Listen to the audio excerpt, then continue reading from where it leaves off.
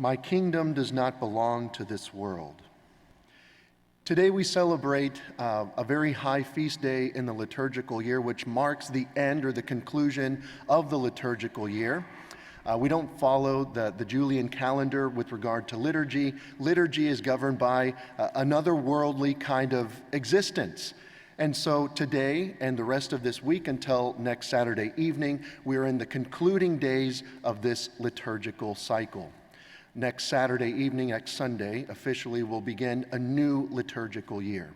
And so Christ, the King of the universe, is a feast that was established about 100 years ago next year, to really reinforce something that was already established and known, at least within the culture of Catholicism, that Jesus is indeed the King of the universe. But it was established in order that we might reinvigorate the broader culture of the world to continue to recognize that reality. And so we, Catholics, Christians, we live either in one of two kingdoms, as it is. We live either in the kingdom of the living, where Jesus is indeed the King, or we live in a kingdom of the dead, where Satan, the devil, or whatever other title you want to describe or ascribe to the enemy, is the Lord. And the way that we manifest which kingdom we live in is by how we live. The manner in which we behave, the way in which we speak, the thoughts that we allow to take hold in our minds and in our hearts are aspects of evidence of which kingdom we live in. And so it's not merely enough to say, well, I am a Christian. I believe. It's not enough to merely go to Mass on Sunday and say, well, I can check off that box. I fulfilled my duty. Jesus, who is the King of the universe, wants to dominate all of your life. Not just Sunday, not just the hour that we come to Mass. All of it. Now, I use that word dominate with intention. You might think, well, that sounds a bit strange, but only insofar as Jesus is good and Jesus is loving and Jesus desires our salvation can we then begin to understand and grasp that that is a good thing. If we think about Jesus as one who dominates simply as, well, I have to give up what I want, well, obviously then that'll be, something that in my imagination becomes undesirable. But if I claim to be a disciple, if I claim to be a Christian, then that is what lies behind that proclamation, that belief that Jesus needs to be given access to every aspect of my life. That he come and is allowed entry into every room of this house. Not just, the foyer of the house, not just, the living room or the kitchen or, the closets that are open to everyone, but even the innermost aspects of this house. Even the bedroom of this house needs to be given access to Jesus so that he might be the king of the entire house. We say prayers with regularity.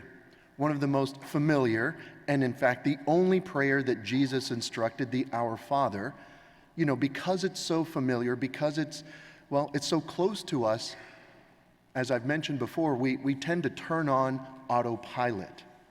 Our Father, who art in heaven, hallowed be thy name. And as we're praying this magnificent and powerful prayer, we're thinking about, well, what time do the Texans play today? Or we're thinking about, where are we going to go to lunch after Mass? I'm already hungry and my stomach's growling a little bit. Or what are the errands that we have to run later today? All the rest of things that are important. Even the Texans playing is important, we can say. A little bit of diversion in our life from the heaviness of living. There's nothing wrong with that. But when it comes to what we are doing here in the church, in this small, minuscule part of our weekly life, We have to come focused and not on autopilot. Our Father is an amazing and groundbreaking way to begin a prayer when Jesus taught it to his disciples. Because what it reveals is that God is not just some being in the distant sky or in the heavens, somewhere far away. Father is a family term. Father is something that I can relate to. And so now to discover, or rather for Jesus to reveal that God is indeed our Father, is a radical way to relate to God. Not negotiating with him, not saying, okay, well, if I do these tasks, if I follow, the instructions that you gave, completing the 10 Commandments or, going to Mass on Sunday, that's not family dynamic. That's negotiation. That's commerce. And God does not want to be in a commercial relationship with us. He wants us to be sons and daughters. And so when Jesus reveals to us this awesome prayer of the Our Father, one thing that I learned is that at least the final phrase of the first half of the prayer, on earth as it is in heaven, can be understood as kind of a refrain after each of the three kind of proclamations. Hallowed be thy name, thy kingdom come, thy will be done. So that after each one of those proclamations, hallowed be thy name on earth as it is in heaven. Thy kingdom come on earth as it is in heaven. So what does it mean for all of those things to be manifest on earth as it is in heaven? Well, one, what is heaven? We have to define heaven. I brought this kind of thick book here, and Father Matthew, when he saw me walking in with it, he said, oh, today's going to be a really dense homily today, huh, Father? Not really, no. I'm just going to recite one line from this text by Pope Benedict before he was made Pope that really just kind of radically transformed how I think of heaven, and I want to share it with you because I think it might have similar impact about how you conceive of heaven. And so he says, one is in heaven when and to the degree that one is in Christ. One is in heaven when and to the degree that one is in Christ. And so what that means is that heaven isn't just some place far away. It's not something that I cannot experience here and now. Similar to what I was preaching last week, that we're in this in-between stage of the already and not yet of existence. You can be in heaven already when you decide to make Jesus the king of your life. And to the degree that you allow him access to every room in your house, you are more in heaven already. And that's something that even children can grasp. You are in heaven when and to the degree that you are in Christ. So what does that mean practically for me as a disciple?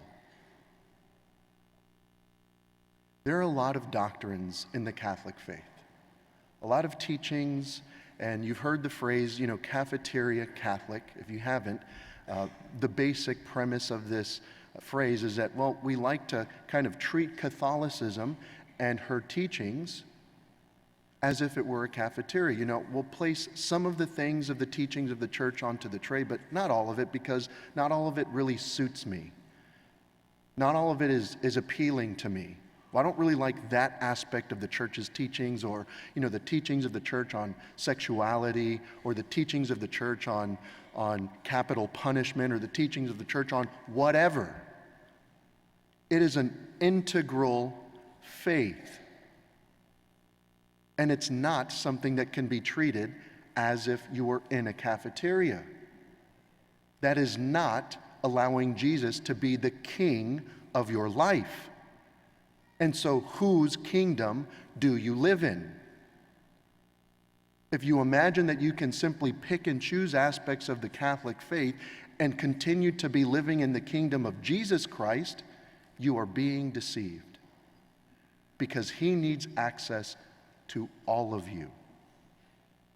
And what he guides us to is glory, is heaven, and actually is peace, which is one of the titles that he's been given, the Prince of Peace.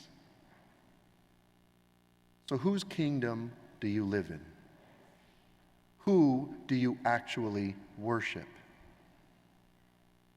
Money is not bad in itself, but if all of your mind and activity is about gaining more and more money, then in a sense we can say that money, wealth, becomes your king. Today we live in a culture of influencers. It's kind of puzzling to me. I'm not really in that world much. I have a Facebook account which is for old people, and influencers have, you can make a living today somehow influencing. Well, who do you allow to influence your life? Are you searching, the social media apps for people to follow and then to allow them to navigate and direct your mind and your heart? Or is Jesus actually, the guiding principle for every aspect of your life? So really the challenge this week is, it's easy and difficult. It's reflecting with sincerity of heart, being honest with yourself, who is my King? And if you claim that Jesus is your King, do you let him have access to every room in your house? Or do you close him out of certain areas? Do you keep certain rooms or areas locked off to Jesus? If you do, he's not your king. He's one that you engage with in a sense of commerce. He's a contract worker. He wants to be family. He needs access to every room in your house.